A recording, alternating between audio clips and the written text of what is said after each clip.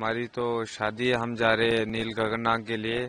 तो कल जो बारिश गिरी उसकी वजह से आज ये हाल हो रही है, तो अब पैदल जाना पड़ रहा है यहाँ से। तो आप कहाँ से आए हैं? हम आए हैं हेमन कड़मा से। तो कब यहाँ पे फंसे हैं, कब निकले थे घर से, क्या घर से तो आज ही निकले हम, सुबह कोई 6 बजे। तो अभी हमने यहाँ पे फ्लावर पे गाड़ियाँ रखी हुई है, तो अब पैदल ही जाएंगे आगे तक। तो कितना दूर अभी चलना है? अभी तो कम से कम 7-8 किलोमीटर लगभग पैदल ही सफर करना पड़ेगा।